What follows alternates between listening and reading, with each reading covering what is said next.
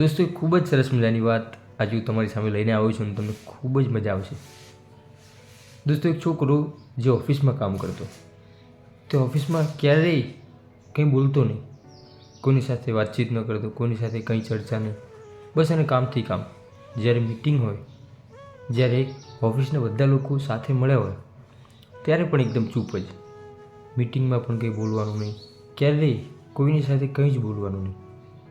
લોકો એને એવું કહેતા કે આ વ્યક્તિ હંમેશા એકલવાયું જીવન જીવે છે, આ વ્યક્તિ કોઈની સાથે બોલતો નથી, આ વ્યક્તિ ખરાબ છે, આ વ્યક્તિ આવો છે, આવું એની સામે જજમેન્ટ લેતા અને આવું એને બોલતા.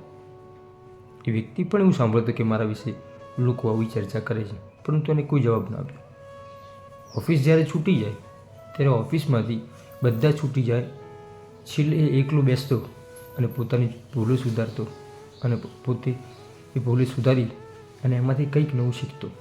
આ એનું રોજનું રૂટીન. આવું થોડાક વર્ષો ચાલ્યું.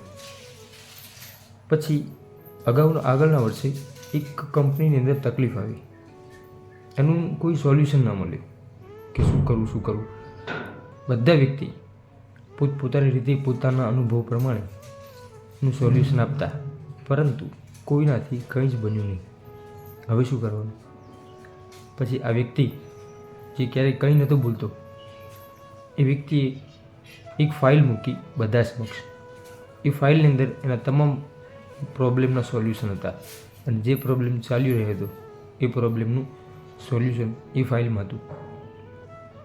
ત્યારે કંપનીના બીજા મેમ્બરોએ, બીજા એમ્પ્લોયે એવું કીધું કે તમે આ પ્રોબ્લેમ જાણો છો, છતાં તમે કેમ ન બોલ્યા, કે છતાં તમે એનું સોલ્યુશન કેમ ન આપ્યું? તમારે કંઈક તો બોલવું જોઈએ ને. ત્યારે એ વ્યક્તિનો જવાબ, બહુ સરસ મજાનો જવાબ એને આપ્યો હતો. એ જવાબ તમારા અને મારા જીવનમાં જો ઉતરી જાય તો જીવન જીવવાની ખૂબ મજા આવે અને સફળતાના સોપાન સર કરી લે. એ વ્યક્તિ એવું જ બોલ્યો હતો કે જ્યારે કામ કરતા હોય કે તમે જ્યારે કોઈ પણ ક્ષેત્રમાં હોય ત્યાં તમારું કામ બોલે, ત્યાં તમે જે કાર્ય કર્યું છે તે કાર્ય બોલે તો શબ્દોને બોલવાની જરૂર નથી પડતી. આજે હું નહીં, આ મારું કામ બોલે છે, આ મારું કાર્ય બોલે છે, એટલે મારે બોલવાની કોઈ જરૂર નથી. દોસ્તો, શાંત રહી અને કરેલી મહેનત હંમેશા શોર મચાવે છે.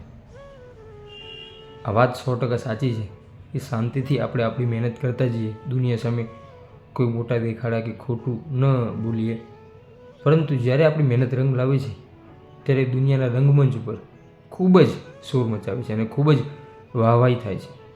દોસ્તો, આપણે પણ આપણા જીવનની અંદર આવી રીતે હંમેશા બોલ્યા વગર આપણે આપણું કામ શીખતા જઈએ, ધીમે ધીમે આગળ વધીએ, ખોટી ચર્ચાઓમાં ન પડીએ, માત્ર ને માત્ર કામ પર આપણું ફોકસ રાખીએ અને આપણું જીવન માત્ર ને માત્ર કામમાં રાખીને કંઈક નવું શીખતા રહીએ. જ્યારે પણ તકલીફ આવશે આપણા જીવનની અંદર કે કોઈ પણના જીવનની અંદર, ત્યારે ચોક્કસ એ આપણો અનુભવ, એ આપણો એક્સપિરિયન્સ 100% કામ આવશે અને આપણે જીવન ખૂબ સરસ મજાનું અને સારી રીતે જીવી શકીશું.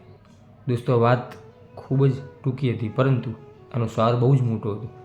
એ ખૂબ જ એમ કહેવાય કે સારાંશવાળી વાત હતી જે જીવનની અંદર ખૂબ જ ઉપયોગી છે. દોસ્તો, જો આ વિડીયો સારો લાગ્યો હોય અને આ વિડીયોનો મેસેજ તમારા દિલ સુધી પહોંચ્યો હોય તો વિડીયોને એક લાઈક કરી દેજો. આવા જ બીજા વિડીયો જોવા માટે આપણી યુટ્યુબ ચેનલ હું અને મારી વાતોને સબસ્ક્રાઈબ જરૂરથી કરજો. દોસ્તો, મળીશું ફરીથી એક નવા જ વિડીયો સાથે. ત્યાં સુધી દરેક દોસ્તો, દરેક મિત્રને મારા જય સીતારામ.